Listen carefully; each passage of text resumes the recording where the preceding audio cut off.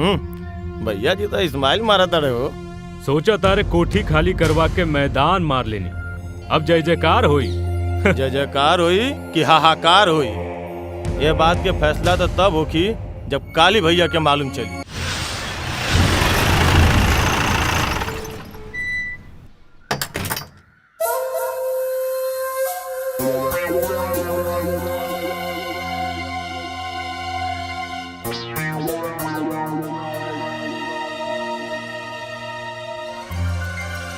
जी तो रउए बानी हूँ IAS ऑफिसर जे हमार लोगन से ई कोठी खाली करा लेनी।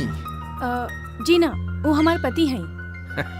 अच्छा, अगर रउआ के एतराज ना होखे तो हम उनका से मिले के चाहता नहीं। जी आई आई बैठी, हम वहाँ की बुलावत आनी। ए जी सुनी, हाँ आपसे केहू मिले आइल बा। आवतानी।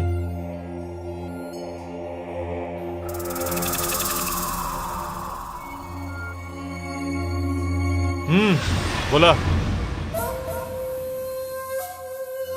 प्रणाम, हम हैं MLA मीरा देवी के भाई काली पांडे।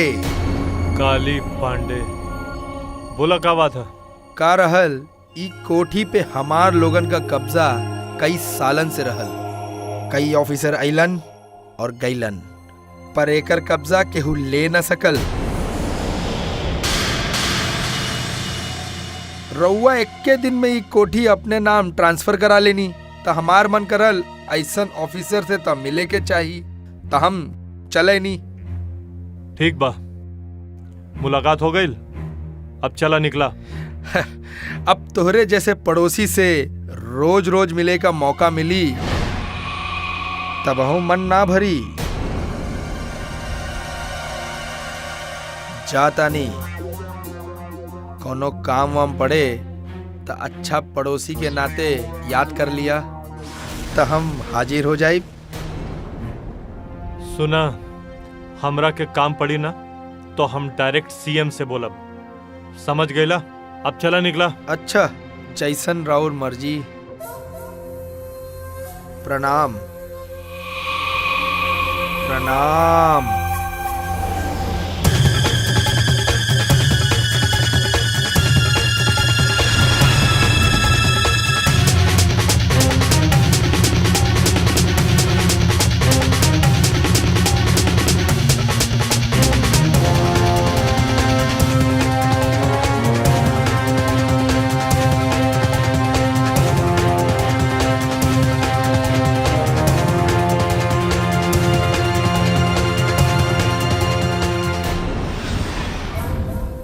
मिल के आवतानी आपन नया पड़ोसी से। नया पड़ोसी?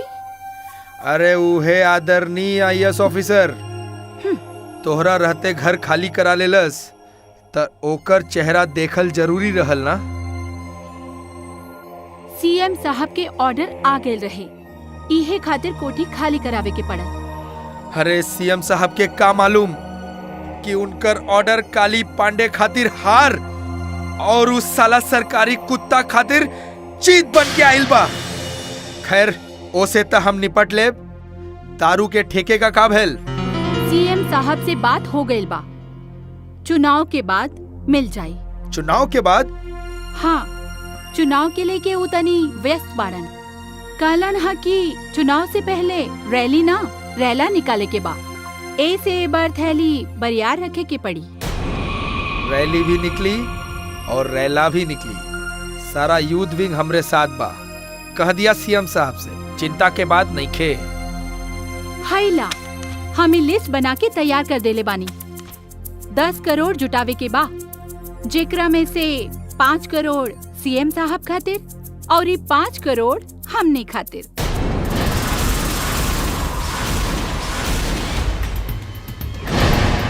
पकड़ा सरवा के, पकड़ा। चल भाई, डाल तो गोली मार दे। चल, ये काली भैया राउर शिकार।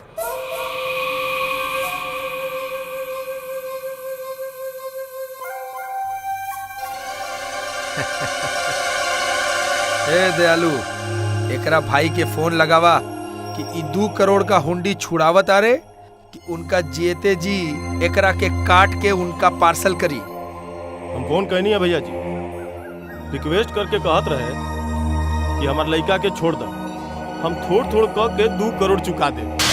अच्छा, इंस्टॉलमेंट में पैसा दिए, लगावा ओकरा के फोन, हम बात करता नहीं। डॉक्टर साहब, राउर एको गो भाई और वो भी काली पांडे के कब्जा में, तब वो आ गई ने उनका खिलाफ FIR लिखवावे। कहीं ई बात उनका पता लग गई, राउर हाथ आला उठावे लायक भी ना रही, बताई, और भाई जाई हाथ से तवा ना लग। अरे महाराज, इतना कमाता नहीं, 2 करोड़ रुपए कौन भारी बात बा हैं? उठाई। हेलो, सुन डॉक्टर, काली पांडे का हिसाब थोक में होला, चिल्लर में ना। पैसा अगर किस्त में भिजवाइबे त लइका भी किस्त में मिली। पहला किस्त का चाहिए, हाथ की गोड़? जरा जल्दी सोच के बता दिए। ना ना काली भैया, हम पैसा लेके आवत नहीं।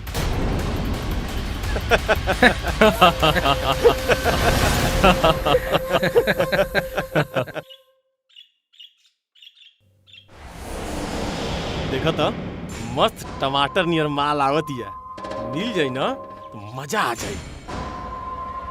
क्या मैडम, मूड गरमा देलू, एक बार छू के तो देख लेवे दा। अरे ये तो सजा हो गई।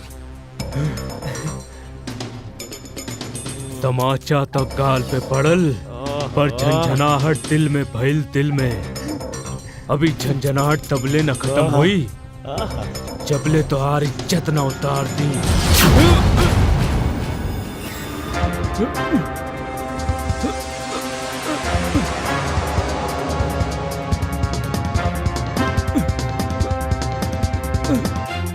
पुलिस के हाथ और हथकड़ी दोनों बहुत मजबूत होला। ज्यादा जोर लगइबे तो हाथ टूट जाई, पर छूटी ना। चुप साले हरामखोर!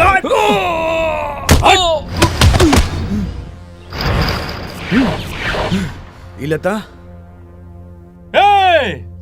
मारा संसाले के।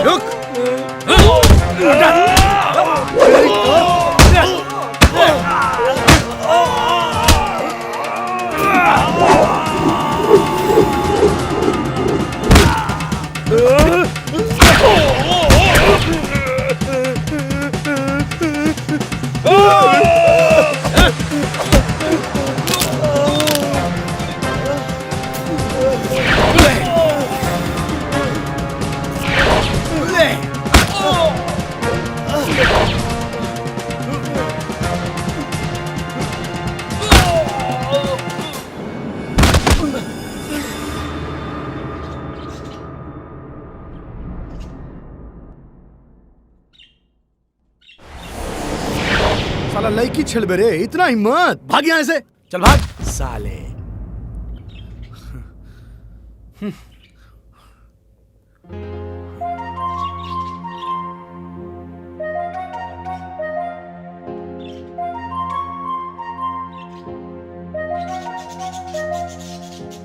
ऐसन कपड़ा पहन के चलबू ना तो गुंडा का ये पूरा जिला जवार के मर्दन के नियत डोल जाए। का बात बा, लागत बा हमारी इज्जत बचावे का ठेका ही ले ले वाड़ा। ये ला चश्मा।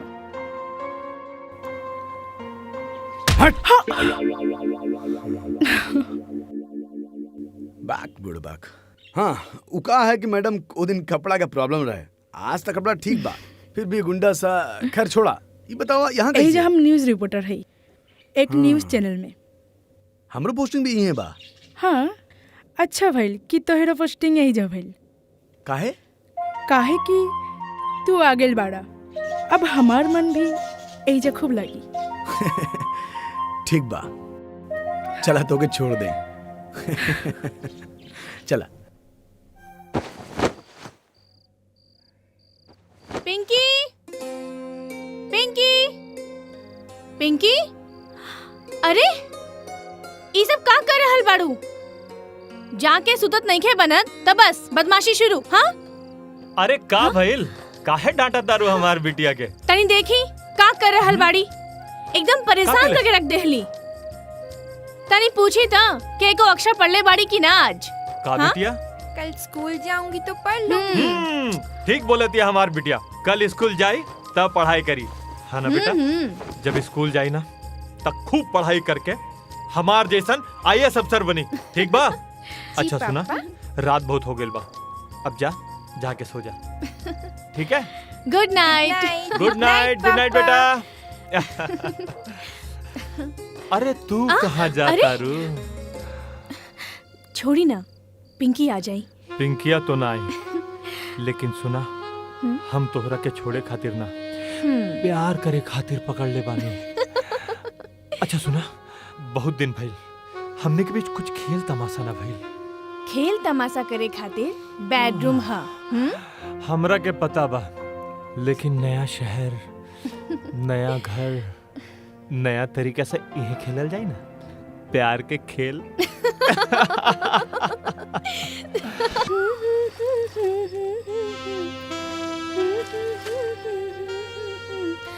ला ला ला ला ला।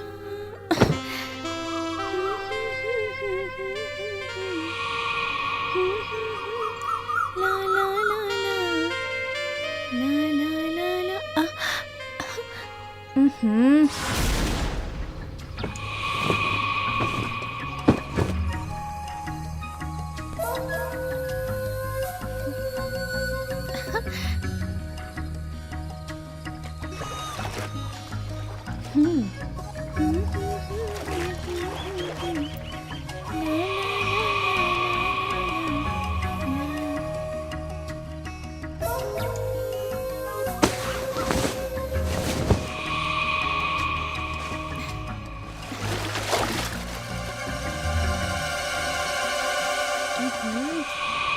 अफसर अफसरन में वो आदरणीय आईएएस साहब आवत है कि ना?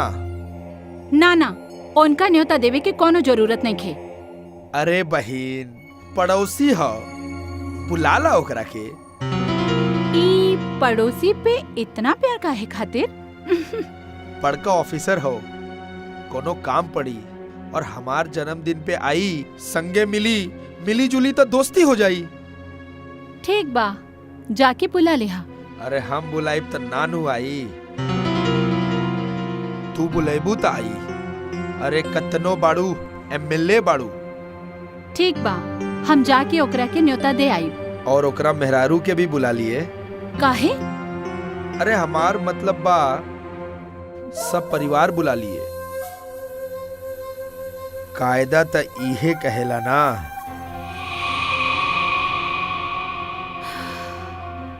ठीक बा, बुला ले। नमस्ते, हम हैं मीरा देवी। ओ अच्छा, कहीं बुझाता तू हमार नाम जानत आरू। जी। ऑफिसर साहब बाड़न का? हाँ, भीतर बानी, आई ना आई। सुनी जी,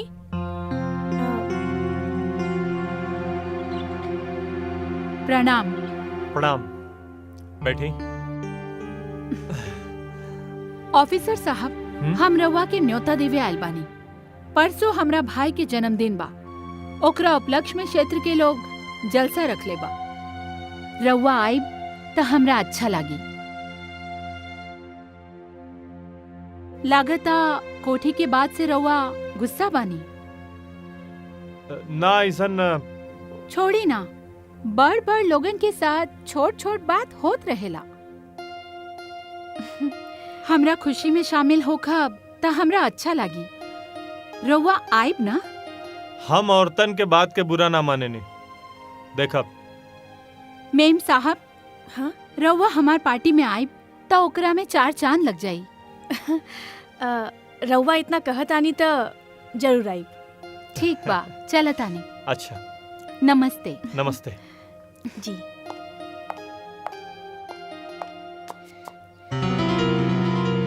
वैसे ई पहला मौका बा जे हम मीरा देवी खुद चल के केहू के न्योता देवे आइल बानी।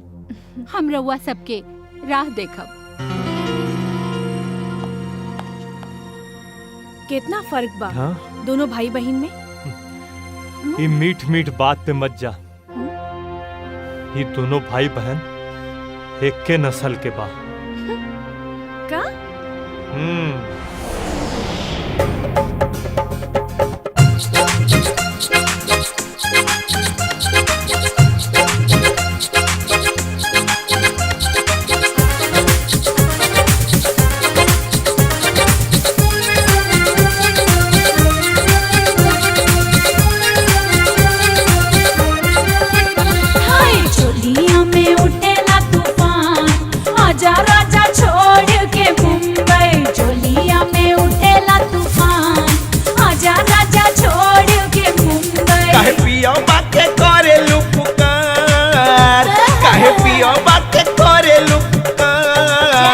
तोरे खातिर हम गोरिया तैयार मारेला मोर जोब ना करंट बुढ़ाऊ तू जड़ जइबा तुरंत चोलिया में उठेला तूफान आजा राजा छोड़ के मुंबई।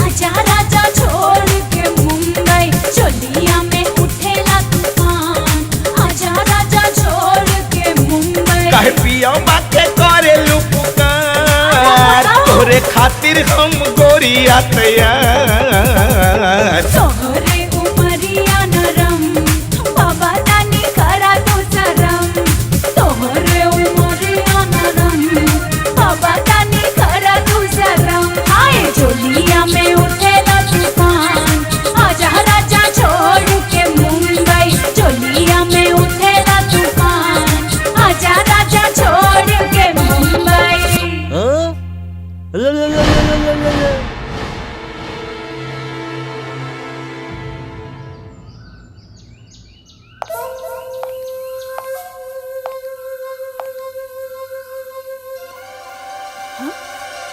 के हाँ? पहचान लू ना? काली काली पांडे।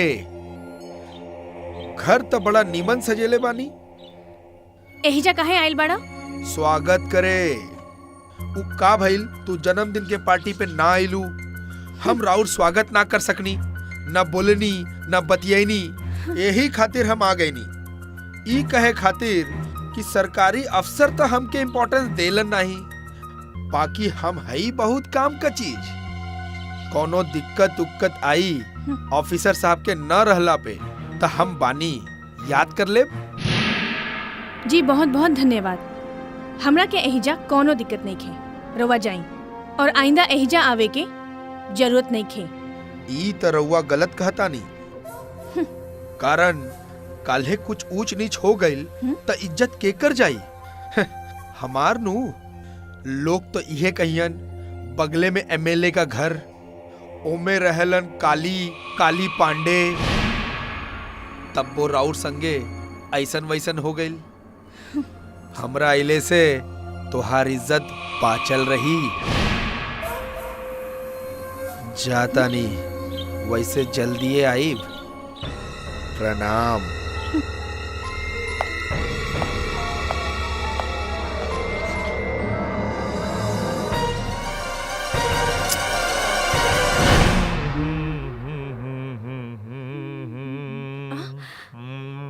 आ गई नी।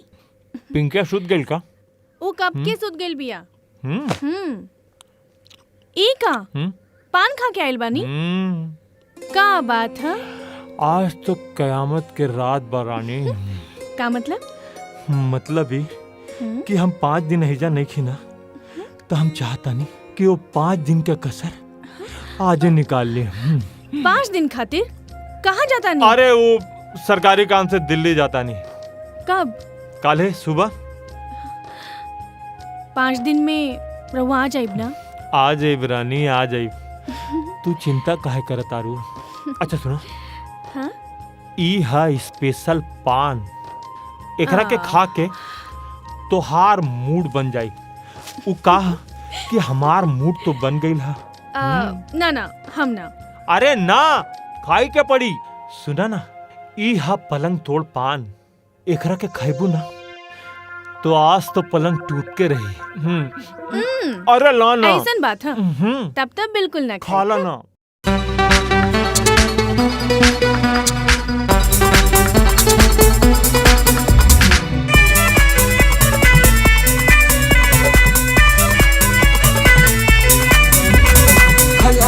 खाला गोरी पान तू भी खाला, ई बड़ा रसदार मजेदार पान होला। खाला गोरी पान तू भी खाला, ई बड़ा रसदार मजेदार पान होला। पान खाई तो हो जाई कमाल हो, लेला मुँह में, ओ लेला मुँह में, जिंदगी हो जाई तो हलाल हो, जिंदगी हो जाई तो हलाल हो। हटा हटा हटा हमरा न तो सतावा, मीठी पन्नुआ से हमरा न तो पटावा। मत फेंका राजा प्यार के जाल हो, नहीं मानब हम, नहीं मानब हम। गली नहीं हो तो हरदाल हो, गली नहीं हो तो हरदाल हो।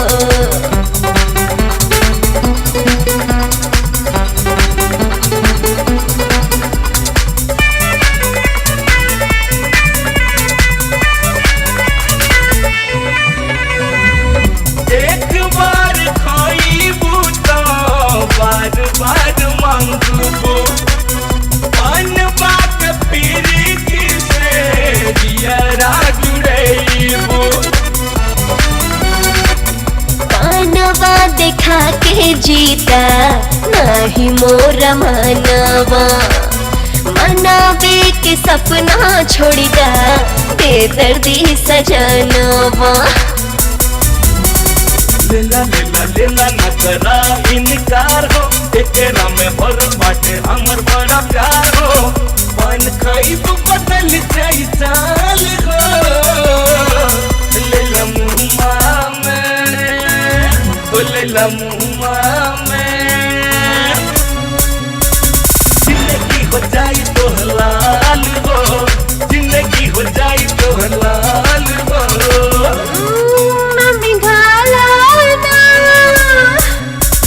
जिंदगी हो जाए तो हरलाल हो, जिंदगी हो जाए तो हरलाल हो।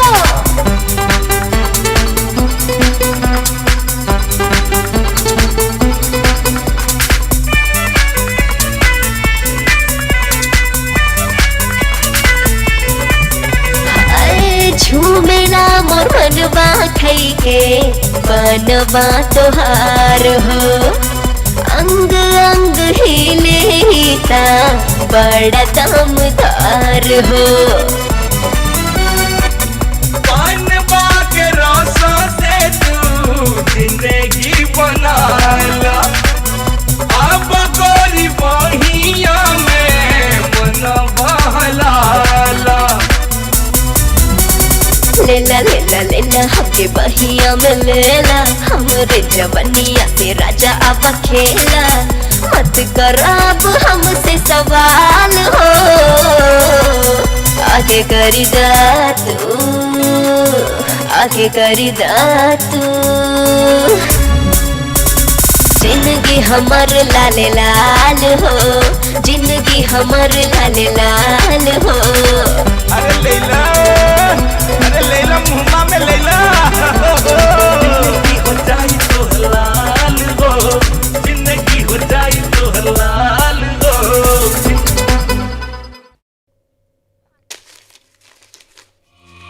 हाँ दो काली पांडे के तरफ से प्यार भरल तोहफा। ई लमका वाला बैगन और ई गोलका वाला बैगन एकर तरकारी बनवैया और एकर चोखा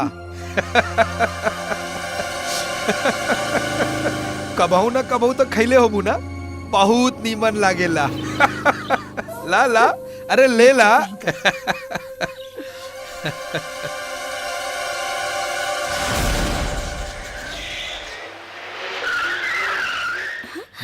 अर्जुन भैया अरे भाभी अर्जुन भैया भाभी यही रहुआ? जा हाँ हमारा पोस्टिंग यहीं बा चलो अच्छा छोड़ दे ना ना कोनो बात नहीं अरे आवा भाभी छोड़ दे तू हो बैठा चलो बैठा ठीक गाड़ी बा। में आवा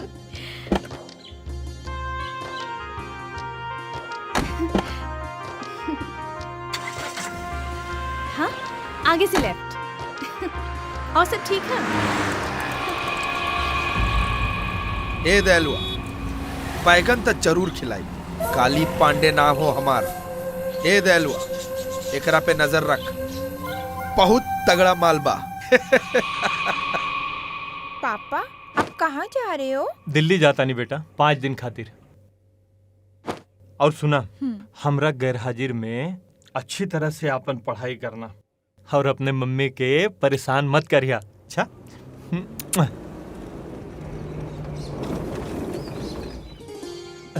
हाँ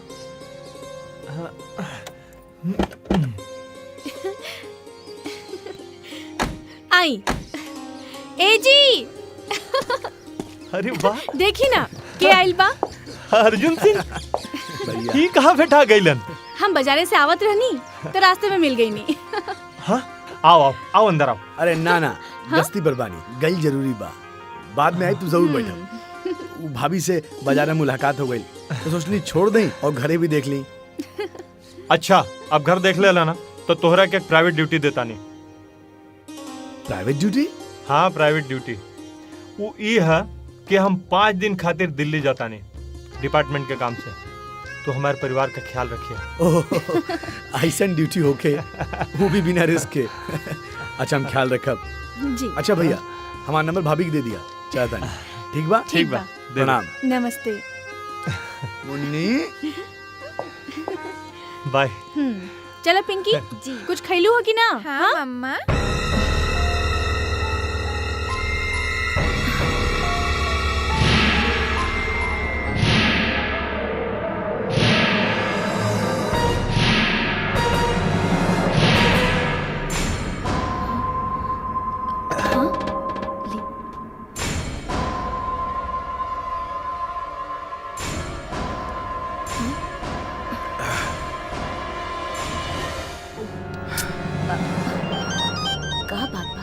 तबीयत तो ठीक बा ना? हाँ बोल दयालु। भैया एगो कमाल के खबर सुनावतानी। ऑफिसर अश्विनी कुमार 5 दिन खातिर दिल्ली जात बानी। अरे का बोलत हुआ? ई तब बहुते बढ़िया खबर सुनैला। अब काल से पिकनिक वही जे मनी 5 दिन खातिर ऑफिसर के बीवी के संगे।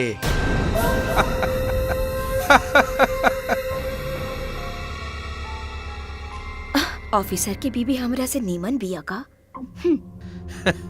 मिठाई तो कुल मीठ लागेला ए रानी, फर्क सिर्फ चाशनी का होला। मगर मिठाई जब बसिया जाला तो ओहो जहर बन जाला। उ त ऐसन जहर बिया कि देखा त मुआ और पिया त जिया।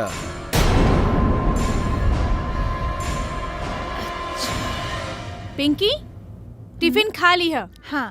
और अगर टिफिन खाली ना मिलल ना ताज मारे। और सुना, रिक्शा में बैठ के एने ओने मत झकिया। नहीं देखूंगी मम्मा। हमार दुलारी बेटी। रिक्शा आ गई। दयालु ये भैया चला, तू लोग निकला। टाटा। Bye bye mamma. और तो के का करे के बा मालूम बा ना? हाँ मालूम बा। और हम एकर जरा चढ़ने मृत पी के आवत हई।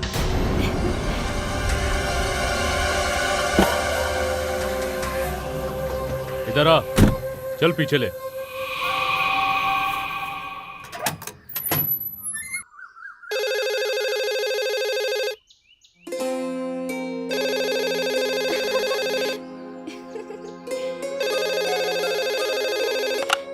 हेलो। हेलो, हाँ सरिता। हाँ जी, ठीक से पहुंच गए नीनू। हाँ हम तो ठीक से पहुंच गए नहीं। अच्छा पता बा, यहाँ दिल्ली में खूब ठंड बा। तू रहतू ना, खूब मजा आई। अच्छा हम तो पहुंच गए नहीं, तो हार का हाल चाल बा? हम एकदम ठीक बानी। अच्छा हम नहीं खी फिर भी ठीक बाड़ू? मस्ती ना, काम पे ध्यान दी। वैसे आज सुबह जब हम उठनी और चाय उठौनी तो राउत ढेर याद आवत रहे। अच्छा, जब रात के खाना खैबू त का हाल होई? जवन राउर हाल उहे हमार हाल। हाँ तू उन्हें तकिया पकड़ के करोड़ बदलबू, हाँ मैंने। अच्छा अब ढेर हो गइल, हम फोन रखत आनी। ठीक बा फोन रखत आनी। अच्छा वो मोटी तो स्कूल गइल बिया ना? हाँ अब इन छोड़ के आवत आनी। अच्छा ठीक है, हम रतिया के वो मोटी से बतियाई और वो आई ना तो ओकरा से कह दिया ओकरा पापा के फोन आइल रहे, ठीक है? हाँ हाँ बता दे। रउआ अपन ख्याल रखी। अच्छा रखत आनी। हाँ, बाय।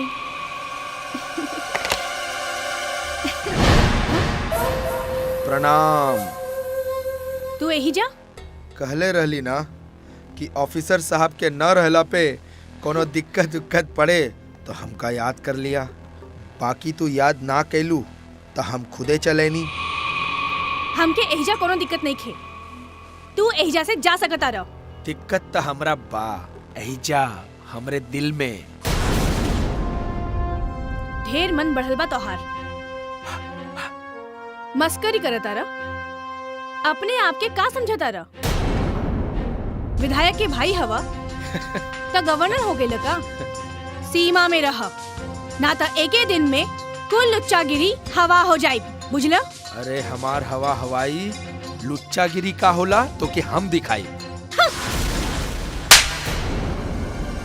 चुपचाप एहिजा से चल जा, ना तो तोहार मुंह पे करीखा पोत के भेजब, बुझला? मुंह करिया करे त आयल बानी रानी। तू ऐसे ना मनबे।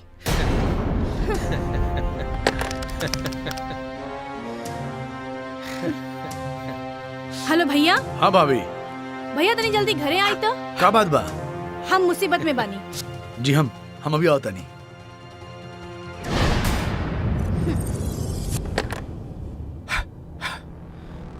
फोन करे के तक कर देलू, पर सोचलू तोहार बेटी पिंकी केने बिया? का? पिंकी हमार कब्जे में बा। पिंकी?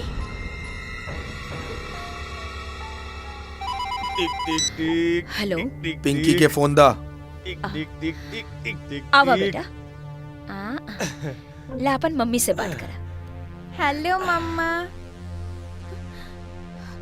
हेलो पिंकी। मम्मा मैं बिल्कुल ठीक हूँ। ठीक हूँ मम्मा। आंटी ने कहा मैं कल शाम तक घर पे आ जाऊंगी। ठीक बा पिंकी। Hello hello Pinky. आखिर तू कहाँ जाता रहा? तुहार इज्जत।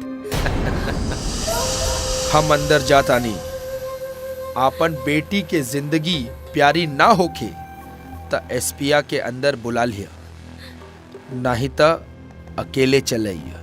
समझ लू? हम इंतजार करत हई।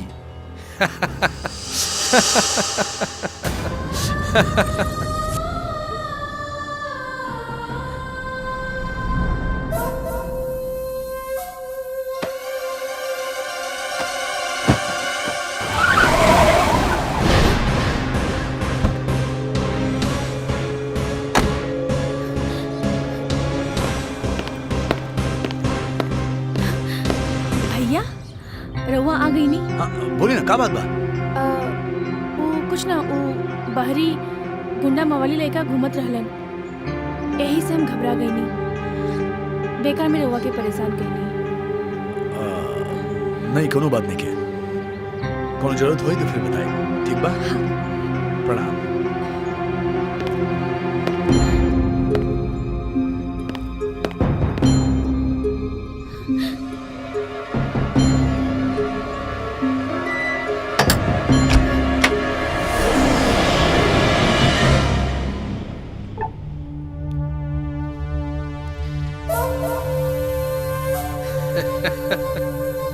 चला अपन कपड़ा उतारा उतारा।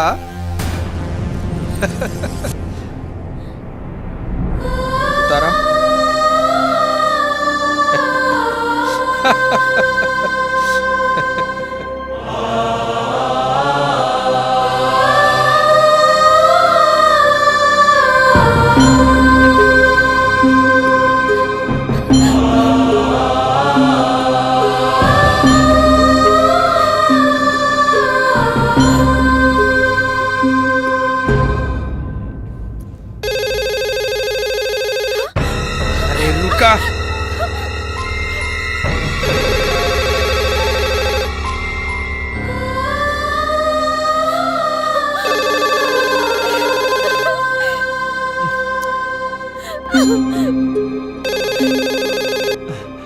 फोन काहे ना उठाओ ताड़ी? लगातार सुन गइल बाड़ी।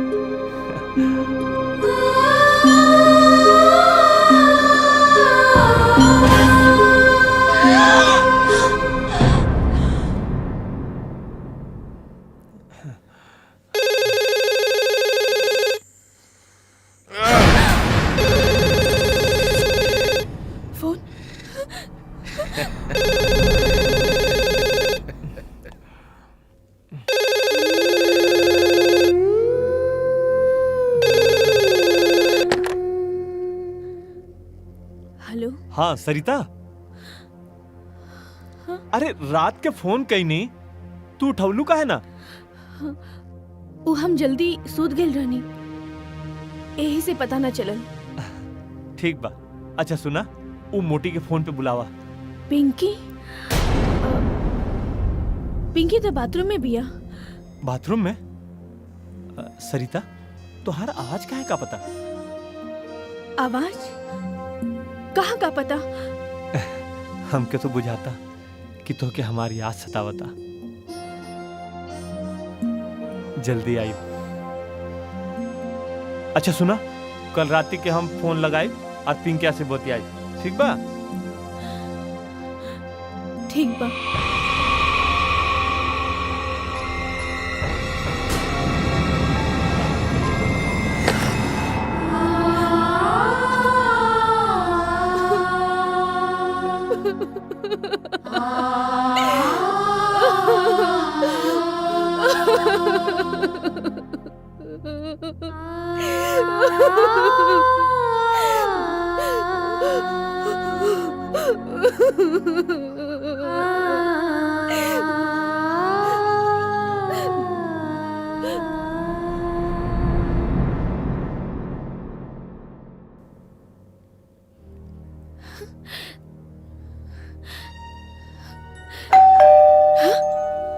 पिंकी?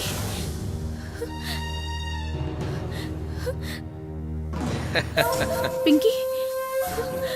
पिंकी कहाँ बिया? जहाँ भी बिया सही सलामत बिया, पर आगे का हमरा नहीं खे मालूम। खैर ला बतिया ला। हेलो। हेलो। हाँ ला बेटा मम्मी से बात करा। Hello mummy. हेलो बेटा। मैं बिल्कुल ठीक हूँ, आप मेरी चिंता मत करो। Good night.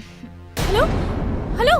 लावा अपना मरद से न बतिएबू, कब्बे से फोन बाजत बा।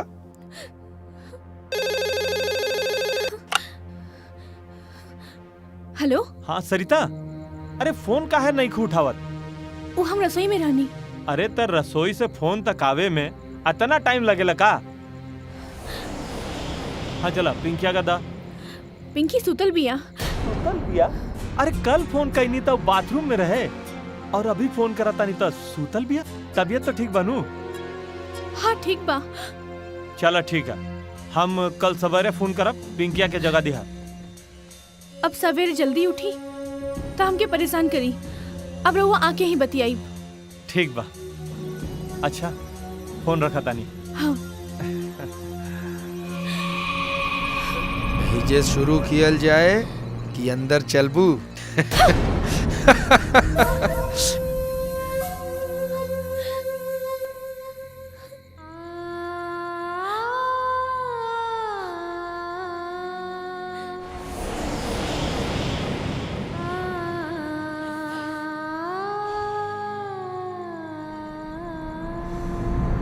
का करबू, असही होला।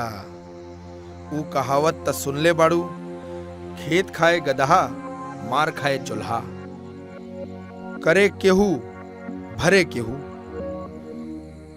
तो हर मर्द का गलती तोहरे पे भारी पड़ गई। अफसर साहब ई कोठी खाली करके चल गल रहते तो काली का ई नजर तोहरे पे ना पड़त ना। अब उनका के का मालूम कि उनका गलती का सजा तू भोगतारू।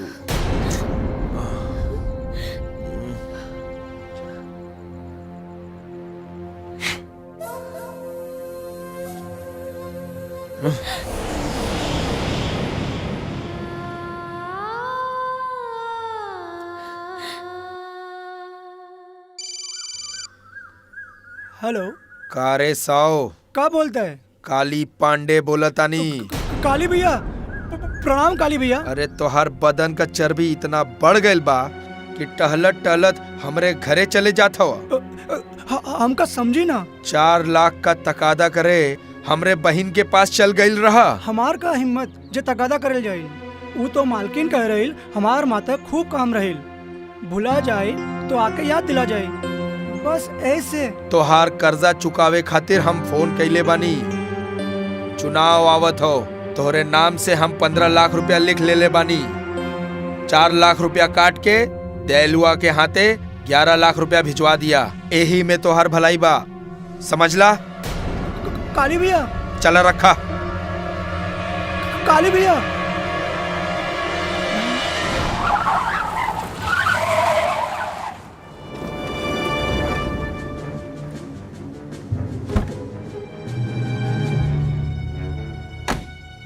का रे, इतना रात में यहाँ का रे? ना ना कुछ ना। चल ऐसे भाग, चल भाग भाग, चला भाग।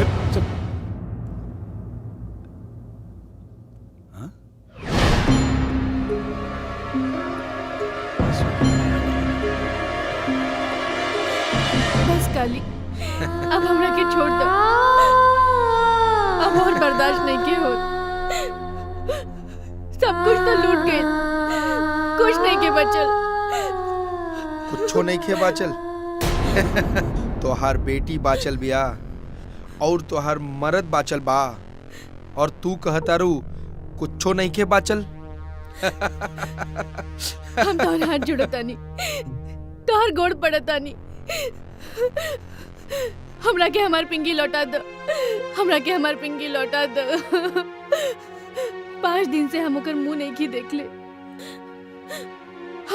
हम ओकर बिना ना जी पाइब काली, ना जी पाइब।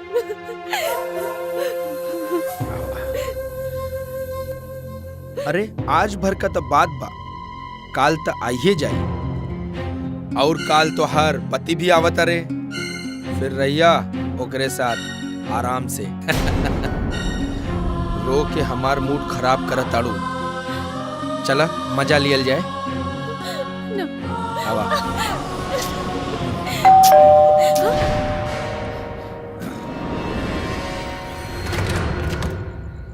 नमस्ते। नमस्ते। भाई साहब आ गए नहीं तो सोच ली आके मिल नहीं।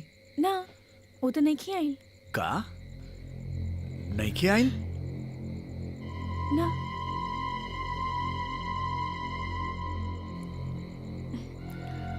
अच्छा ठीक बा, कौनो बात नहीं के। कौनो दिक्कत हुई तो रहुआ फोन करब। हाँ प्रणाम। जी।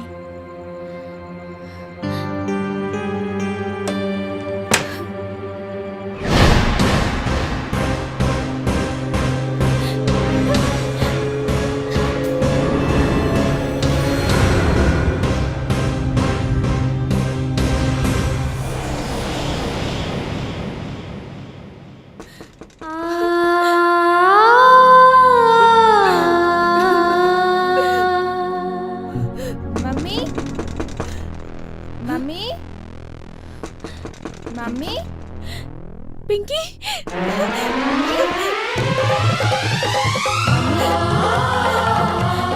पिंकी पिंकी पिंकी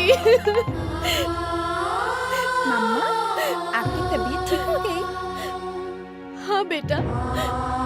मम्मी वो जो गुंडों ने ना मुझे ना पकड़ा था, आपके पास नहीं आने दे रहा था। पापा को बोल दूंगी मम्मा।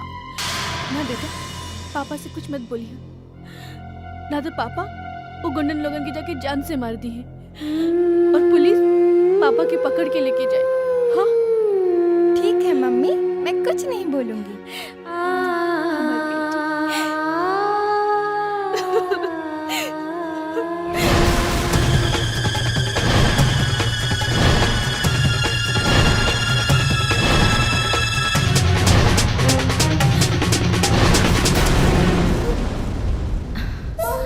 का सोचतानी कोनो चिंता के बात बा? ना चिंता के कोनो बात नहीं की। तब बतियावत काहे नहीं की? हाँ काहे बतियाई? लागता वो मिठाई के चासने से मन बौरा गई बा।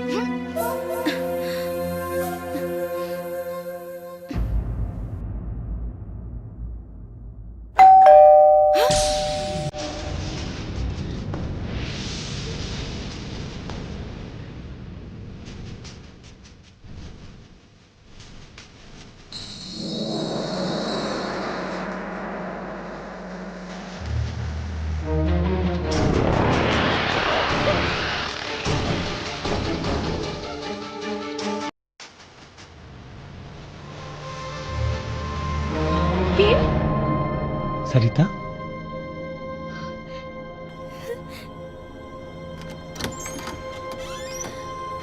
सरिता का हो गइल बा?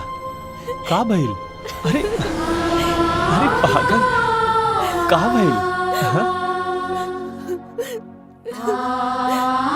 हम जाना बानी तो के हमार जुदाई बहुत सतौले बाना। अब हम तोहरा के छोड़ के कभी ना जाए, ठीक है? पर ही तुहार प्यारी प्यारी आंख में आंसू अच्छा नहीं खिला। हाँ अरे अरे कहा पागल पागल।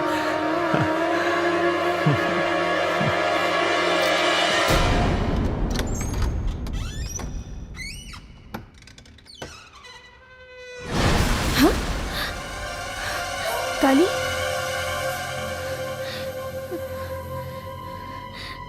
देखो, तू हमार मजबूरी के बहुत फायदा उठा चुकल बाड़ा।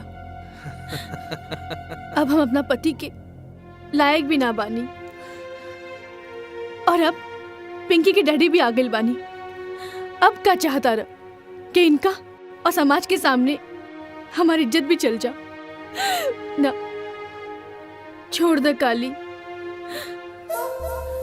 हरदम ख्याल रखब तोहार इज्जत करानी, पर का करी लाचार बानी। तोहरा देही में जौन सुख हो वो हमरा के चाही, और हम ऊ भौरा बानी जे के पूरा मजा चाही। का? अब बहुत हो गई। पूरा ना भइल। पिंकिया का होई? ऑफिसर साहब के हैं? हैं? समझ लू? समझ लू? हैं? हैं? समझदार बाड़ू। हैं?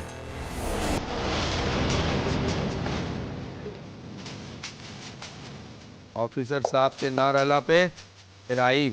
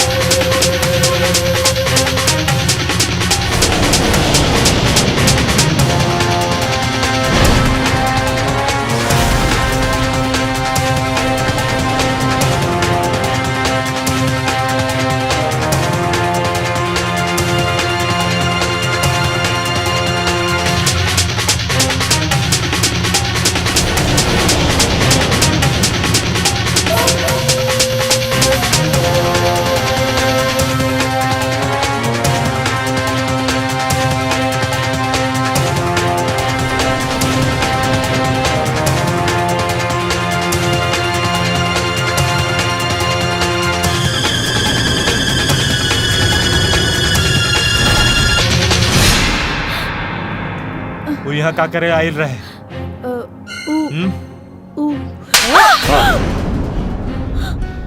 बोला का पूछा था नहीं हम? वो काहे आई रहे?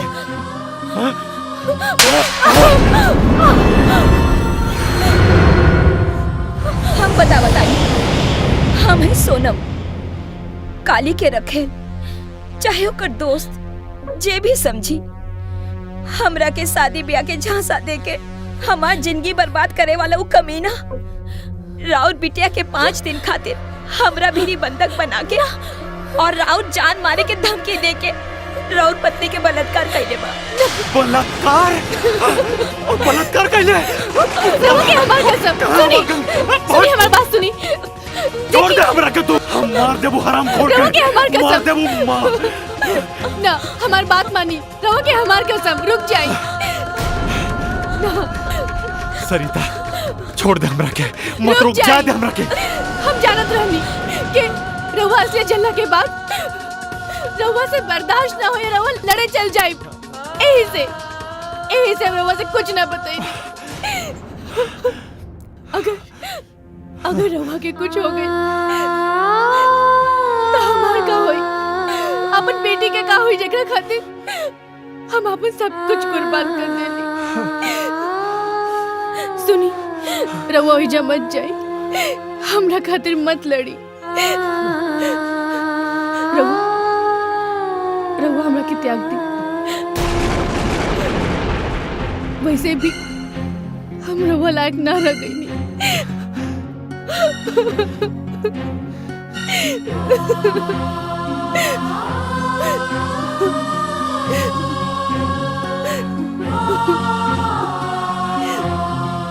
हम तोरा के त्याग दी, ये मत तोहार कम गलती बा। गलत काम कुकुर कैले बा।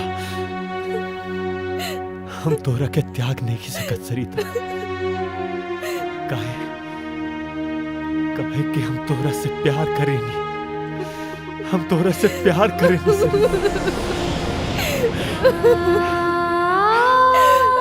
हम तोरा से प्यार करेनी रे। हम तोरा के कब नहीं छोड़ा, लेकिन हरामखोर के बिना छोड़ा। देखा अबे हम रुक जाइए।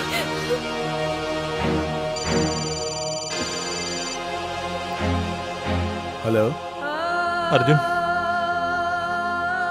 हम बोला तानी अश्वनी।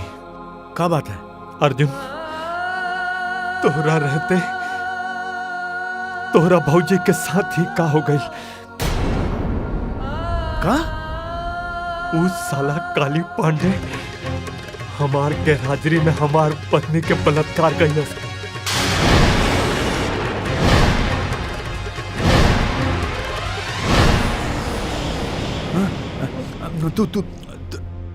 तू घबरा मत, बिल्कुल मत घबरा। हम भैया वो कुत्ता के खींच के ले आता नहीं।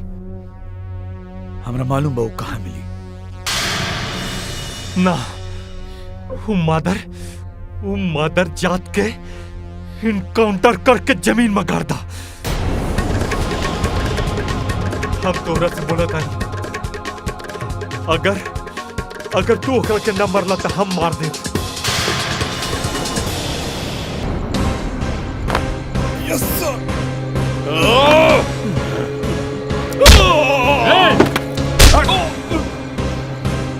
हटा। अरे एसपी, दिन ही में सपना देखा था रे कि काली पांडे पे हाथ उठाई तो बहुत नाम हो जाई। एकरा आगे कुछ बोले नहीं जे तो काम तमाम हो जाई। का समझ ले है अपने आप के एमएलए के भाई हुए तो कुछ भी करबे।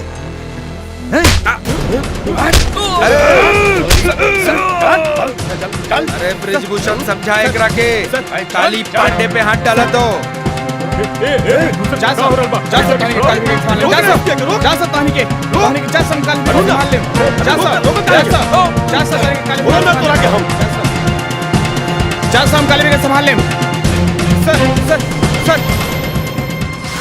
तुमने कौन सा सबूत के बिना पर एमएलए के इज्जतदार भाई को हिरासत में लिया? तुम क्या समझते हो कि वर्दी की आड़ में तुम कुछ भी कर सकते हो? क्या उसके खिलाफ कोई एफआईआर दर्ज है? नो सर। हमें भी ऊपर जवाब देना पड़ता है। जाओ अभी के अभी जाके काली पांडे को रिहा करो और तुम्हें इस केस से हटाया जाता है। अब इस केस की जिम्मेदारी इंस्पेक्टर इरफान खान को दी जाती है।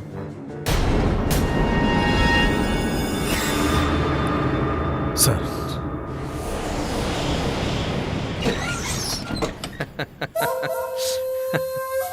सस्ता में निपट गया ऑफिसर। केस ट्रांसफर हो गई पर तोहार ट्रांसफर रुक गई। खैर यही जे बड़ा भेंट मुलाकात तो होबे करी। जाता नहीं तोहार आईएएस ऑफिसर के ऐसी का तैसी। हट।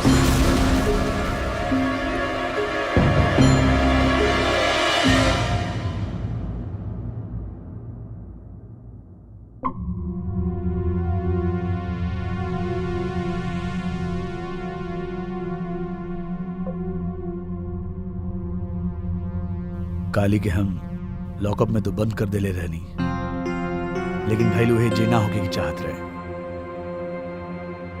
ओके छोड़े के पड़े। काहे कि ओकरे खिलाफ कोनो एफआईआर दर्ज ना रहे। सबसे पहले रहुआ के एफआईआर दर्ज करावे के पड़ी।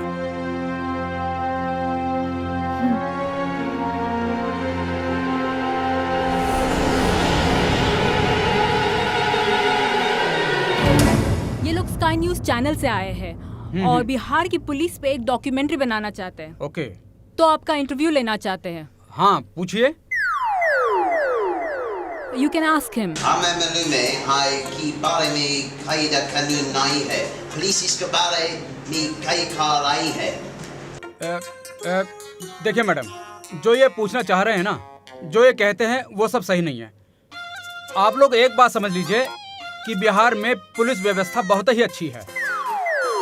यहाँ क्रिमिनल लोग भी ना 10 बार सोचता है क्राइम करने से पहले। अरे स्कॉटलैंड यार्ड की पुलिस से कम नहीं ना है बिहार पुलिस। Scotland yard? या हमको मालूम हुआ है बिहार में जंगल राज चलता है। कई पॉलिटिकल लीडर्स का बयान है हमारे पास। देखिए ये तो पॉलिटिक्स है, बिहार पुलिस को बदनाम करने की।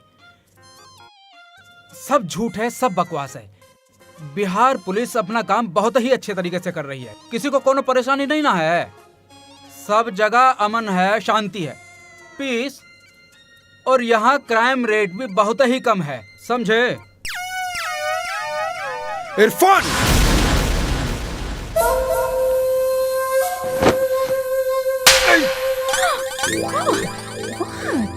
सुअर के औलाद, तोहार इतना जरूरत कि काली पांडे के खिलाफ एफआईआर दर्ज कैला? ई का कहता नहीं मालिक, रउआ खिलाफ ई थाना में एफआईआर दर्ज कैसन हो सकेला?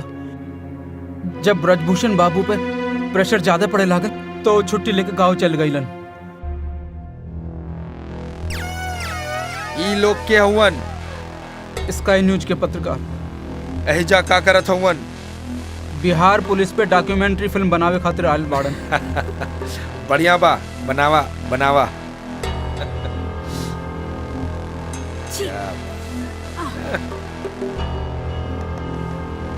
ये कौन है?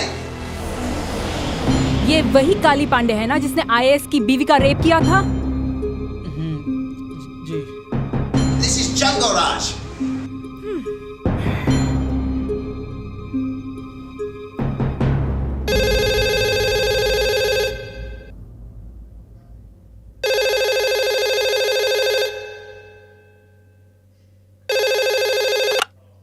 Hello hello hello.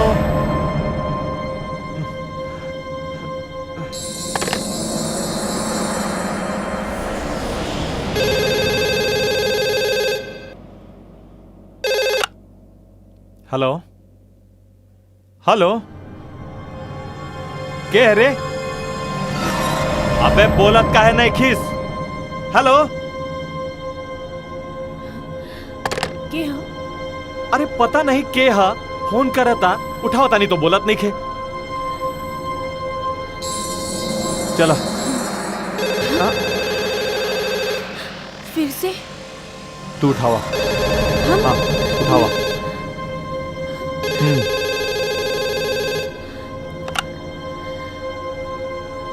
हेलो। का हो भौजी, बड़ा देर लगा देलू। पहले ही आगल रहतू तब बार बार न लगैती। कौन है रे? के बोलता? काली पांडे। तोहरा माई के साला काली पांडे, साला पतुरिया के औलाद। लागत साला पूरा शहर मिलके पैदा कैले हाथ तो के। हे ऑफिसर, तू का समझाता रे? साला हमार गैरहाजिरी में हमार बिटिया के किडनैप करके हमरा पत्नी के साथ बलात्कार कैले और अपने आप के मर्द समझता रहे। हरामी कुत्ता, आजा हमारा सामने में के लस साले, तोर गर्दन तोड़ के तोहरा हाथ में ना दे देनी ना। हमरा नाम भी अश्वनी कुमार ना। अभी पूरा जोर नहीं खे देख लो ऑफिसर। दिखा दे तोहरा पिछवा। चली सोती चली। ना छोड़ा बुक रखे। एक बात कही? बोला हमार पिपीहरी। वो मरद पे का बीतत होई जकरा मेहरारू के संगे रहुआ जबरदस्ती रात बितावले बानी? वो तो तिल मुहत होई बेचारा। काहे रोज रोज फोन करके आग में घी जोखतानी? ओकरा पे बहुत तरस आवत बा। का बात बा? ढेर घमंड आदमी के ले बीतेला। अपन ताकत के घमंड में रहुआ कुछ ज्यादा आन्हर बानी। बेमतलब के उनका पीछे पड़ल बानी। न बनिया के केहू से मीत, न रंडी के केहू से प्रीत। हमरा छोड़ के ओकरा पे प्यार दिखावा तारू। आज के बाद हमरा काम में टांग जी नड़ैया। काहे कि हम तो के टांग अड़ावे खातिर नहीं, टांग खातिर रख ले बानी। समझ लू?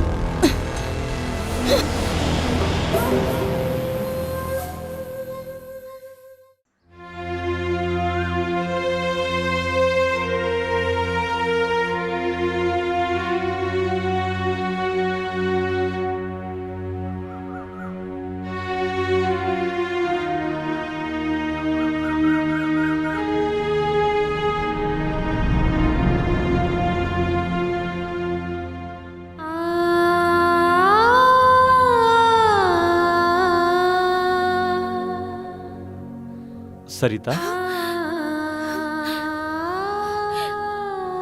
ए जी, ई जगह छोड़ के कहीं और चली। हमके एहिजा मन नहीं खिलागत। रोज डर डर के जियतानी हम। हमके रोज पिंकी और राहुल चिंता सतावेला। सुनी, गुंडन लोगन से लड़ाई कैल छोड़ दी। ओकनी के का भरोसा, अगर रवा के कुछ हो गई तो हम केकरा सहारे जियब। तू घबरा मत, हमरा के कुछ ना होई। हम जौन करतानी ना, हमरा के करे दा। बार बार ये आंख में आंसू लाके हमरा के कमजोर मत बनावा। वो हराम खोर के सजा दिलाए खातिर हमरा के जहां तक जाए के पड़ी ना, हम जाइब। तू देखत रहा।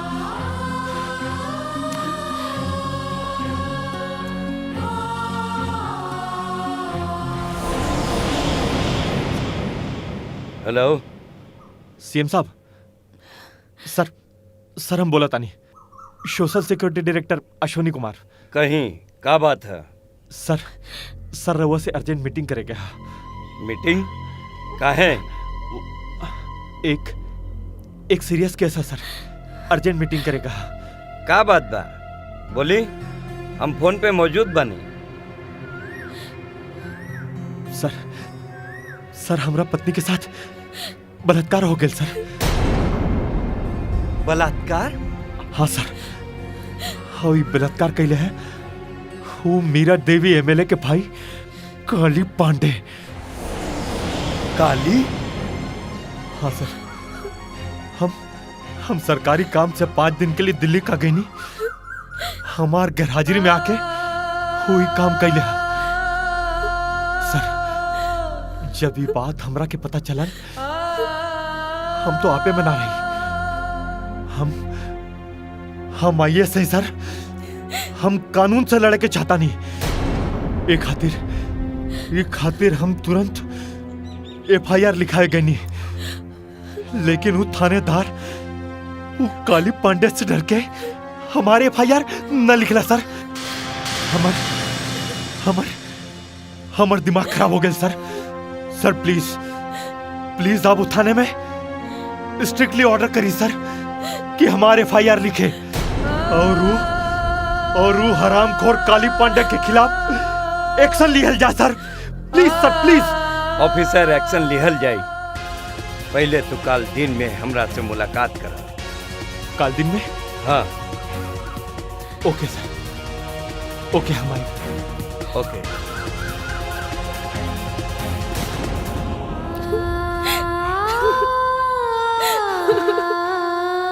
ई एमएलए के कुर्सी मिलना के मतलब ही नहीं खे कि सारा दुनिया तोरा मुट्ठी में बा।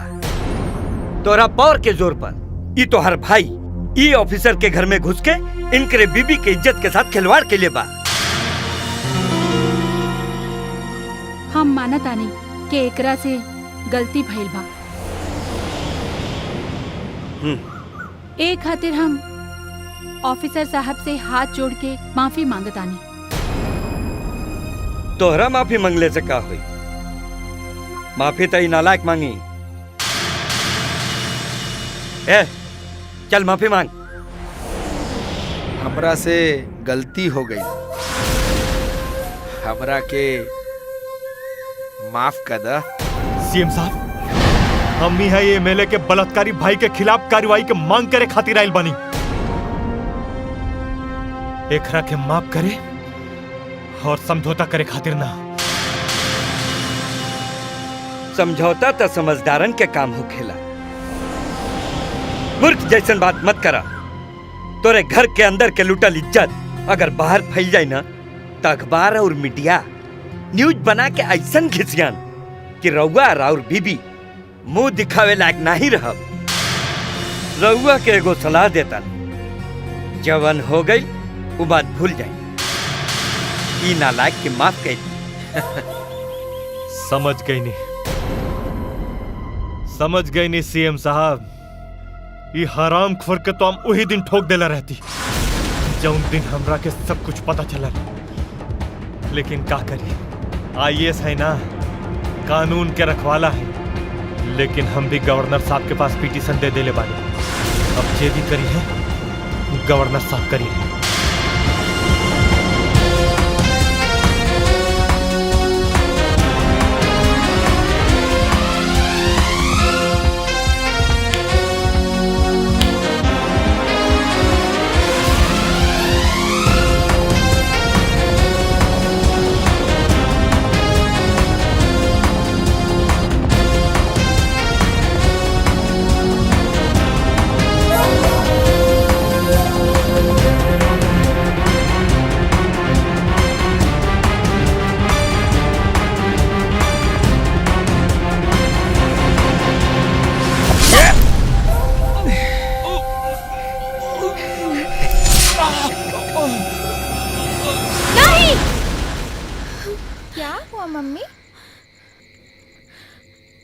कुछ ना बेटा, मम्मी सुता। पापा कहाँ गए?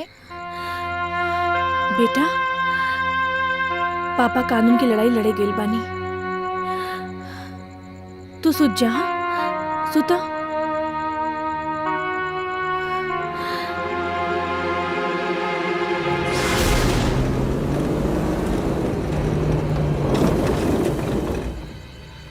भैया जी आ गए ऑफिसर।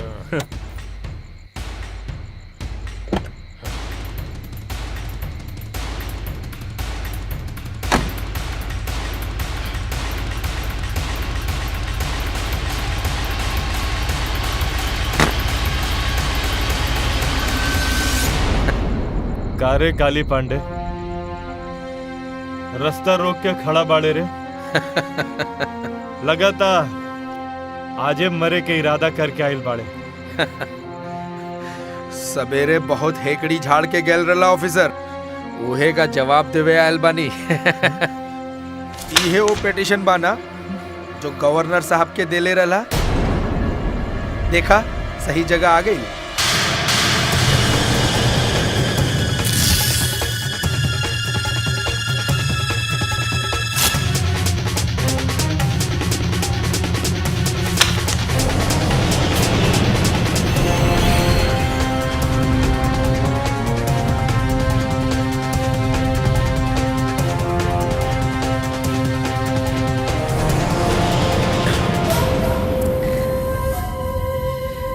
साला हमरा पिटीशन के फाड़ देले। अब जब तक तोहरा के सही जगह ना पहुंचा देब ना, तब तक हम चैन से ना बैठा। अच्छा देख ले तोहरा के। तू का देखबा ऑफिसर, हम देख ले बानी। तोहार मेहरारू के सर से पांव तक देख ले बानी। एकदम टनाका माल बिया।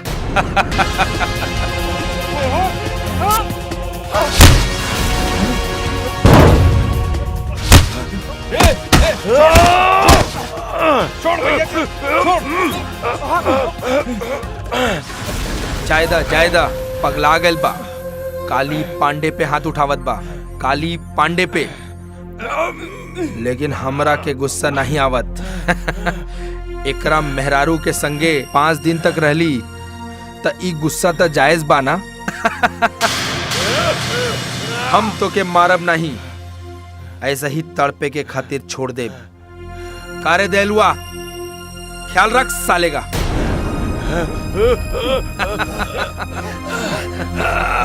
अरे रुक साला, काली पांडे कहाँ भागा था रे?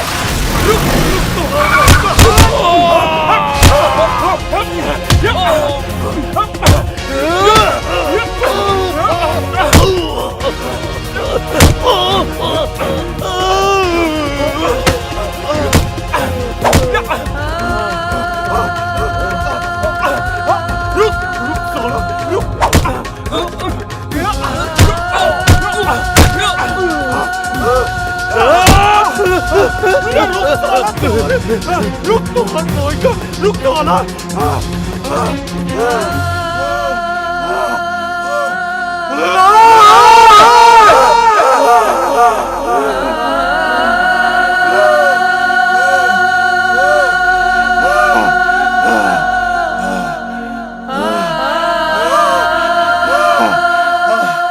अश्विनी जी, ई केस के हेडलाइन बना के हम 2 दिन में पेश करतनी, फिर देखी मीडिया के हंगामा।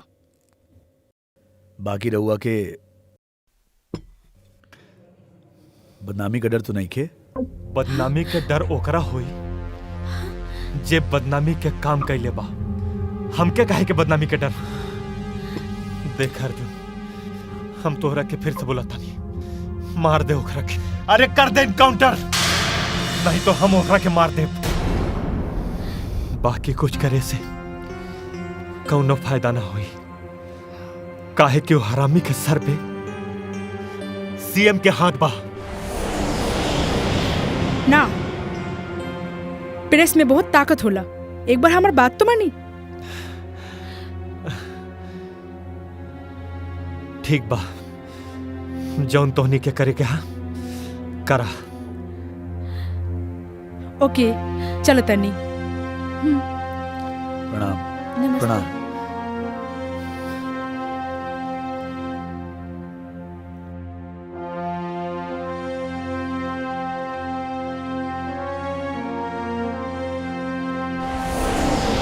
तो बतावला ना कि अचानक ही जा काहे बुलैला हा? हाँ हाँ हाँ, एजा काहे बुलाऊनी है? हाँ, तो के भेंट देवे खातिर। तो हाँ, जन्मदिन बाना आज। जन्मदिन मुबारक हो। तो का भेंट देता राज? बूझा एगो पुलिस वाला का भेंट दे सकेला? हाँ, हथकड़ी? हाँ, हथकड़ी। खबर छापे के पड़ी कि उपहार देवे के बहाने एगो एसपी अपन महिला साथी के हथकड़ी पहनावलस। हथकड़ी हाँ। वाह भैया जी, दयालुआ के फोन बा। हाँ बोल दयालु। हाँ भैया, ऑफिसर घरे एसपीया संगे अखबार वाली आल रहल हिया। तय काहे परेशान बाड़े? अरे भैया, अखबार वाली बिया कहीं एने ओने अगड़म बगड़म छाप दीता। यही से हम चाहतानी कि तू एक बार ओकरा से मिल ला। माल एकदम फिट बा। हाँ अच्छा, चल फोन रख।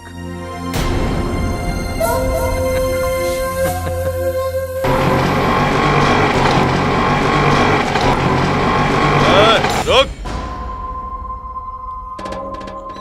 ई का बदतमीजी हो? ई बदतमीजी ना, हमार स्टाइल हो। और ये स्टाइल हम तब दिखावेला जब हमरा के केहू के नीमन बात समझावे के होला। हमरा खिलाफ कलम उठावे के चीन सोचिया, नाही तो तोहार जो गोरा मुंह बाना काला कर देव।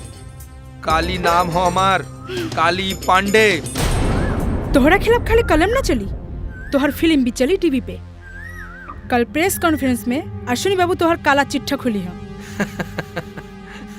समझदार हो, जौन बात हमरा के ना जाने के रहल जनवा देलू।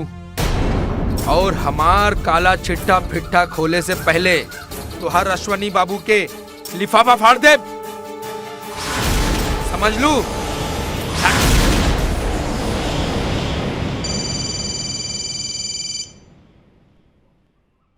हाँ अनुराधा, काली हमरा प्रेस कॉन्फ्रेंस से पहले अश्विनी बाबू के मारे के धमकी देला सा। का? अनुराधा तू एक काम करा, तू भैया अश्विनी घरे पहुंचा, उनसे कहा कि वो घरे में रहस। हम उनका सुरक्षा का इंतजाम करता नहीं। ठीक बा।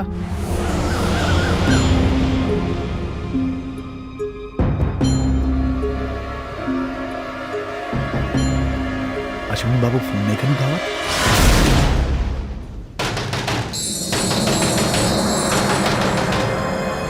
अरे आवत आनी। अश्विनी बाबू कहाँ हवन? वो तो बाजार गेल बानी पिंकी के साथे। ओह गॉड।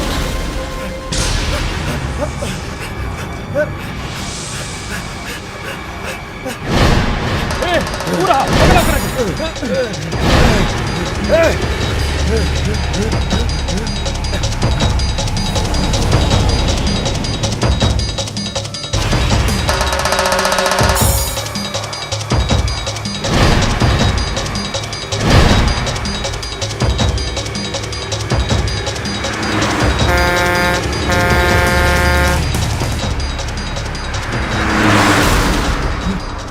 पकड़ा।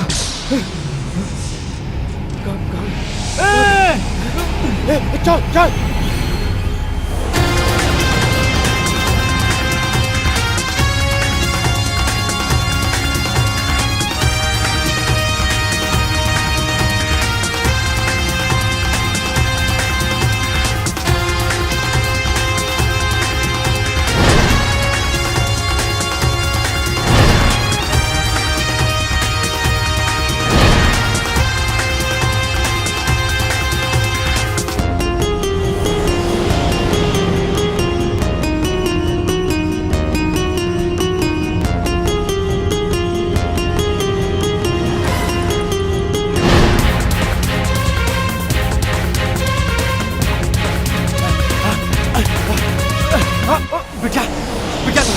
ये यहाँ बैठा रहा, चुपचाप बैठा रहा, आवाज न कर रहा, चुपचाप बैठा रहा, और ठीक है बेटा, चुपचाप।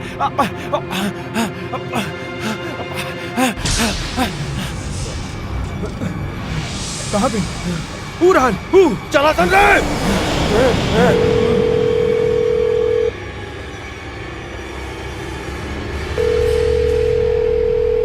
अश्विनी बाबू फोन नहीं को उठावत, चले की पड़ी। हाँ जल्दी चलो।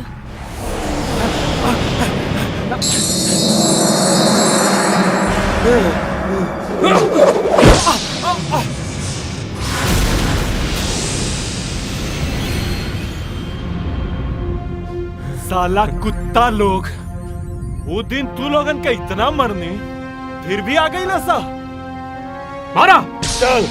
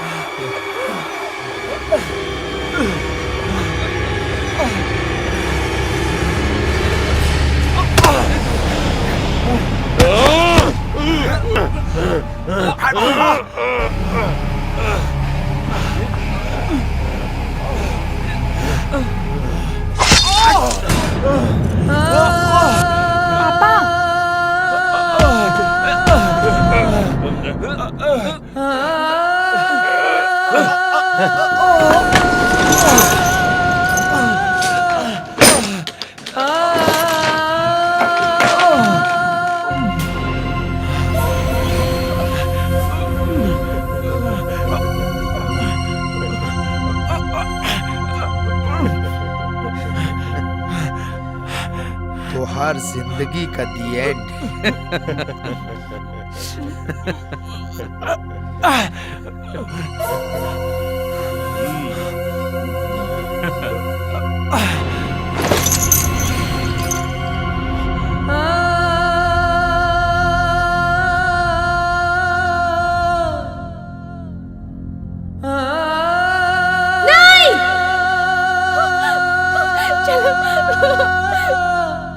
पापा पापा सुनी, ए जी उठी, ए जी आँख खोली,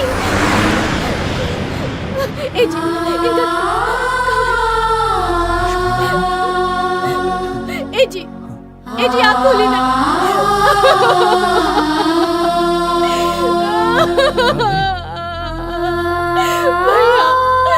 भैया देखी ना।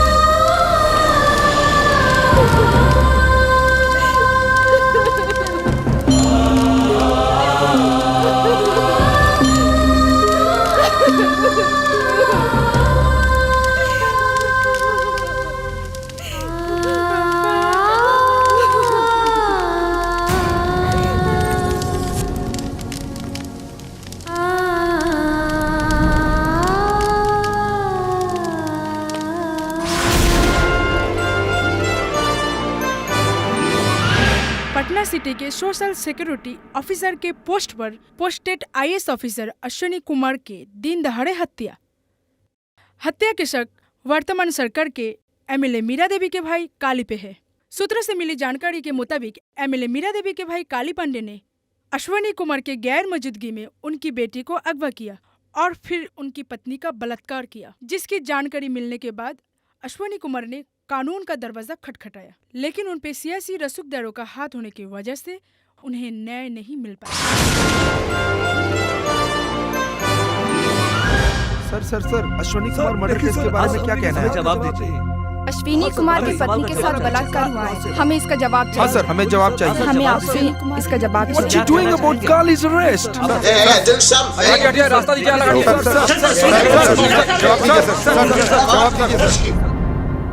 Arjun Singh, IAS officer Ashwani Kumar murder case अब तुम्हें सौंपा जा रहा है। सर, ये केस मैं तभी लेना चाहूंगा जब मुझे अपने तरीके से काम करने की छूट दी जाएगी, ये नहीं कि किसी ऊपर वाले के दबाव में काम करना पड़े। मैं तुम्हें फ्री हैंड काम करने की इजाजत देता हूँ। तुम पर कोई किसी तरह का दबाव नहीं होगा, ये मेरा वादा है। Thank you sir. Thank you so much. All the best. जय हिंद।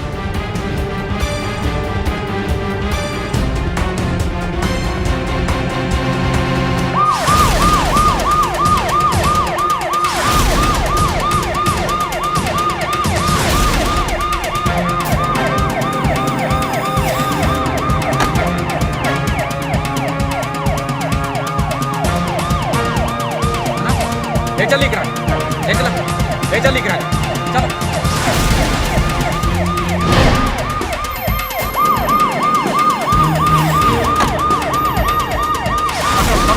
पकड़ा सबके, ले चलो यहाँ से।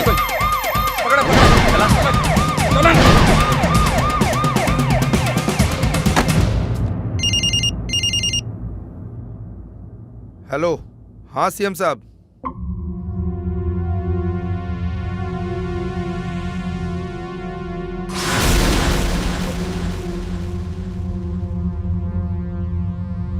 ठीक बा, जैसन राउर हुकुम।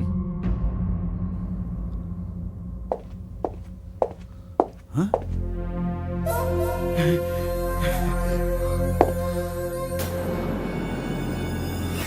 अतना आंख फाड़ के का देखत हुआ एसपी?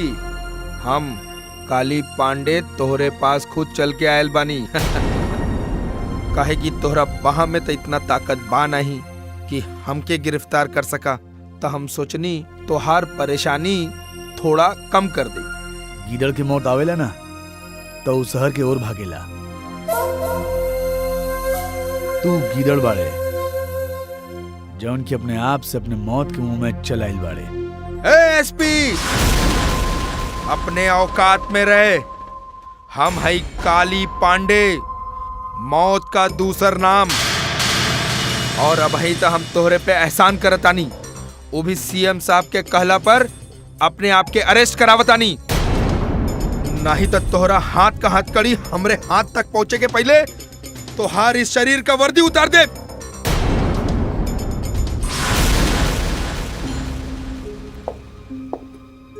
ए काली पांडे, ई कानून का वर्दी हा।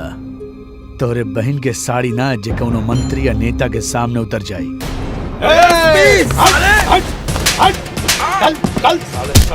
चल अंदर। पुलिस पे हाथ उठाइबे? चल।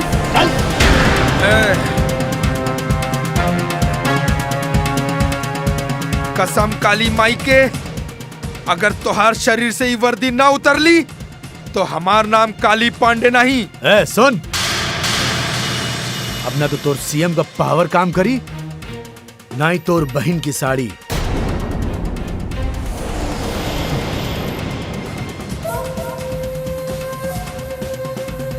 सरिता देवी, अश्वनी जी के मर्डर में काली पांडे के हाथ बा, का ई सच बा?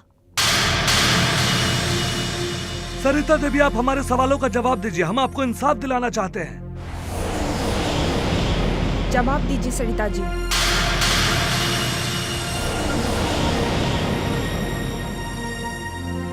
बोली दीदी बोली, ना तो राउर खामोशी काली का जीत बन जाई। रउआ खामोश काहे बानी? जवाब दी। हमार ई जवाब बा कि ना ही काली पांडे हमार पति की हत्या कैले बाड़े और ना हमार बलात्कार।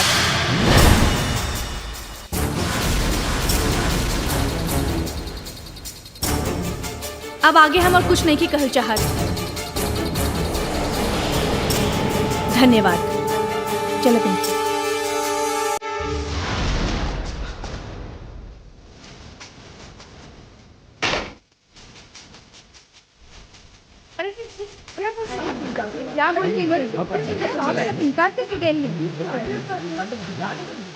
दीदी हमारी बात तो सुनी। दीदी भाभी रउआ का कहनी राउर एक जवाब से काली के करतूत के पर्दा फांस हो जाए, लेकिन रउआ कुल किए कराए पर पानी फेर देनी काहे भाभी? भैया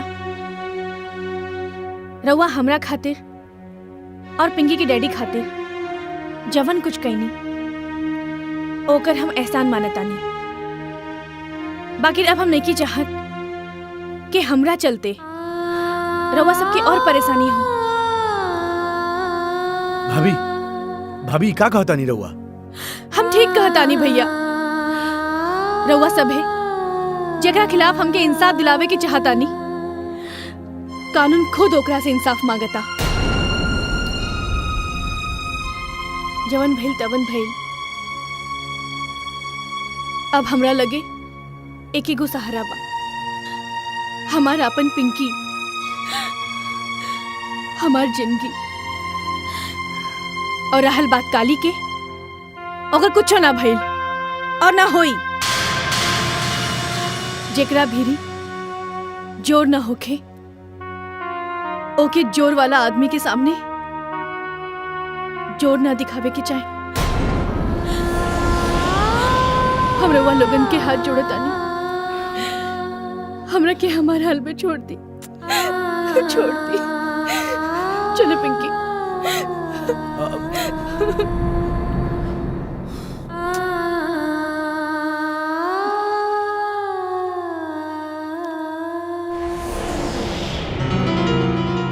काली के रउआ जल्दी से छुड़वा दी, ओकरा बिना हम बहुत परेशान बानी।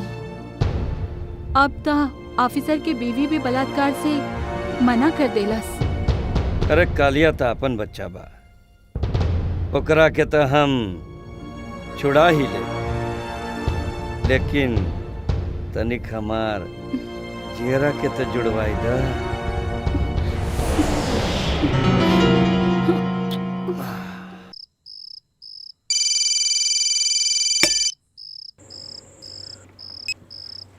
हेलो, का हाल बा राउर? के बोला था? बड़ा जालिम बानी जी। भरल जवानी में हमके विधवा बना के भुला गई नी। अच्छा तो तू हो।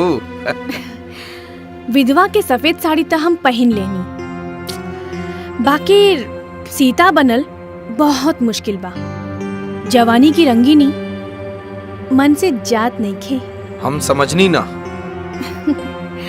समझब कैसे? शिकारी के शिकार के तड़प के समझ ना होला। का मतलब? मतलब ई कि एक औरत के तड़प का हो सकता? एक मर्द के प्यार की बरसात। समझ गई नी रानी, तो हर तड़प समझ गई नी। रवा मन मर्जी तो बहुत आई नी हमरे पास, बाकी राज हम खुद बुलावतानी। काहे कि अब की बार चिंगारी हमरे अंदर भड़कल बा। आवतानी रानी, आवतानी।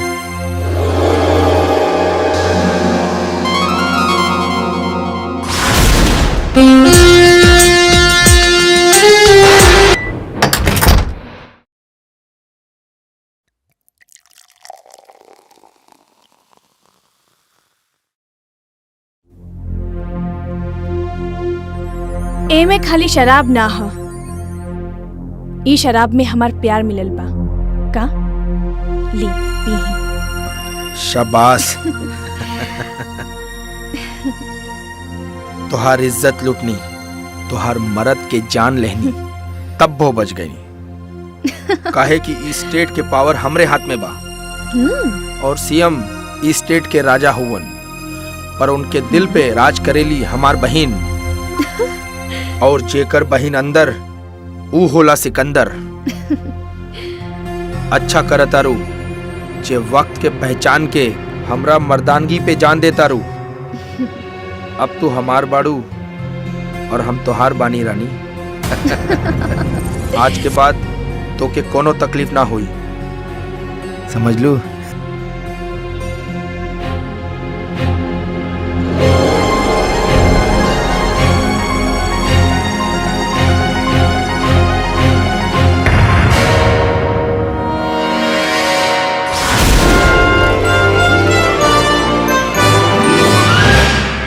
आज का ब्रेकिंग न्यूज, एक ऐसा मर्डर केस जिस पे अपराधी द्वारा पर्दा डालने की लाख कोशिशों के बावजूद भी पर्दा उठ चुका है। IAS officer Ashwini Kumar murder केस।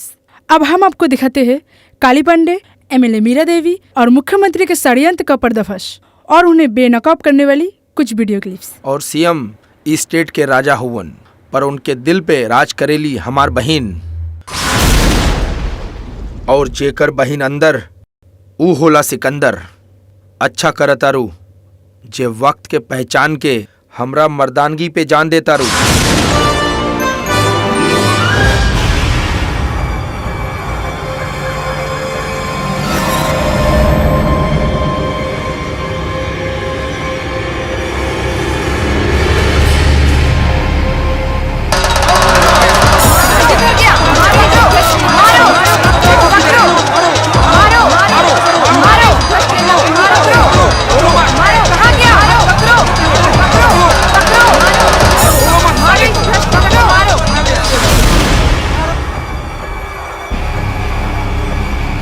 यहाँ बैठ के दारू पी रहा बड़ा, और वहाँ शहर में पूरा न्यूज में वीडियो तो चल रहा बा। अरे आइए तो अफसर के बरारू की दारू पी के कहाँ करे रहा, क्यों तो वीडियो पूरा जनता के सामने पोल खोल डाला।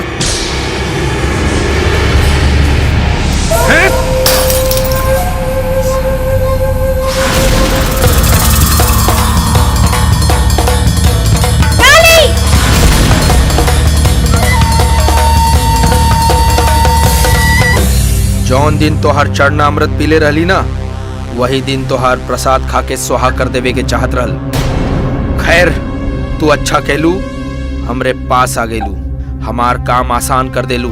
मर्द औरत के आसानी से पाके बहुत खुश होला, पर वो हमेशा भूल जाला काली कि जब उहे औरत मारे ले तब मर्द मर्द ना हिजड़ा बन जाला। साली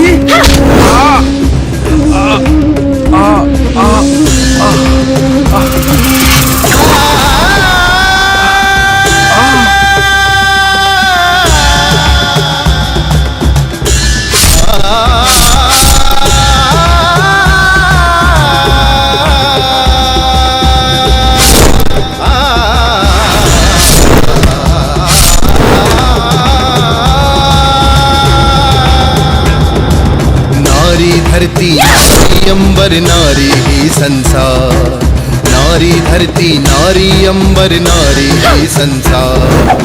नारी दुर्गा नारी काली नारी तारणहार, नारी दुर्गा नारी काली नारी तारणहार, नारी तारणहार,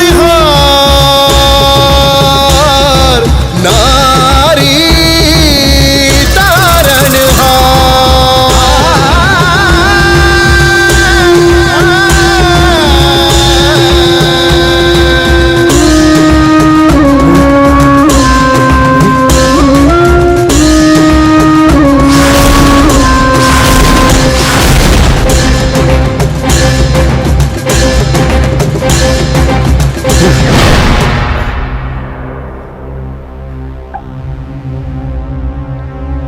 देख जौन तू करत बाड़ी ना, ई गलत बा। कानून के अपना हाथ में मत ले, हम तो इंसाफ दिलाई। आज तोहरा के कानून याद आवता। अच्छा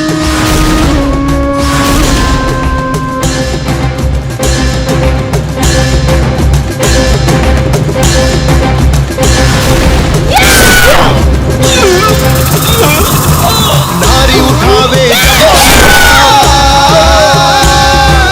करेली दुश्मन पे नारी उठावे जब तलवार करेली दुश्मन पे आपन क्रोध के अगिया से जरावेली पापी के संसार। नारी धरती नारी अंबर नारी संसार। नारी धरती नारी अंबर नारी ही संसार। नारी दुर्गा नारी काली नारी तारणहार। नारी दुर्गा नारी काली नारी तारणहार। नारी तारणहार।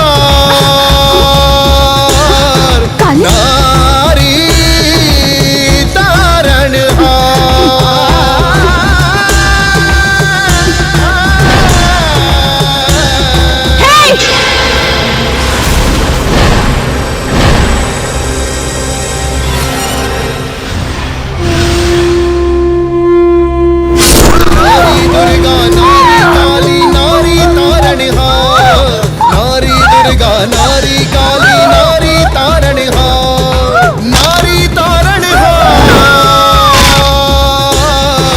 नारी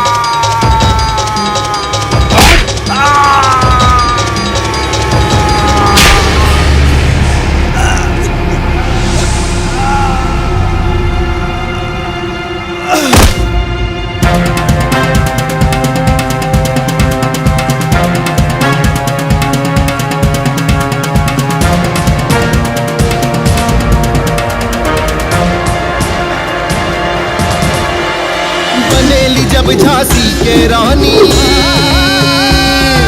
मांगे ना दुश्मन भी पानी। बनेली जब झांसी के रानी मांगे ना दुश्मन भी पानी। उठावेली जब ये हथियार बहावेली कुलवा के धार। नारी धरती नारी अंबर नारी ही संसार। नारी धरती नारी अंबर नारी ही संसार। नारी दुर्गा नारी काली नारी तारणहार। नारी दुर्गा नारी काली नारी तारणहार।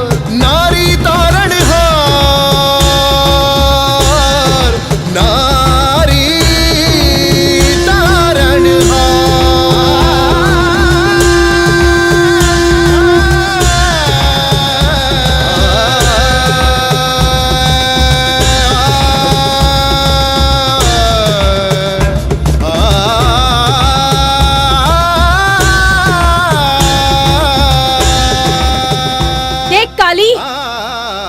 ई उहे जगह है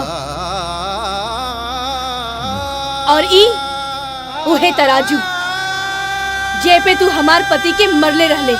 देख गौर से।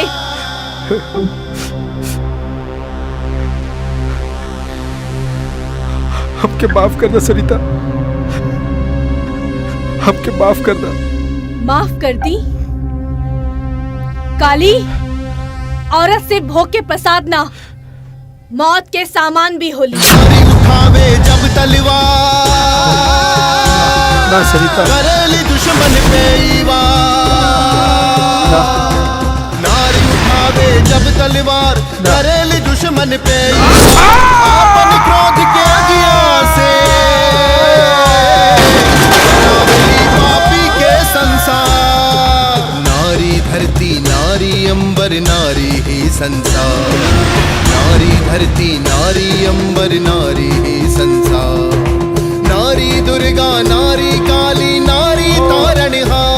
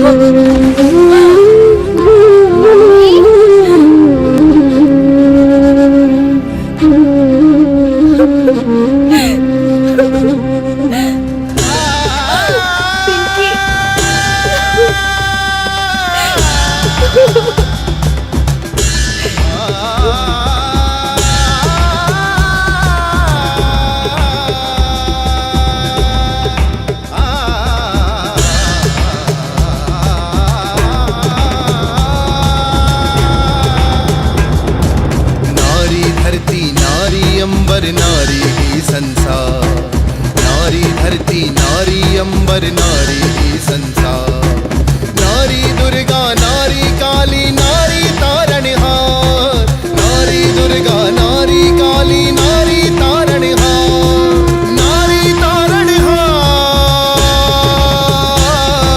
नारी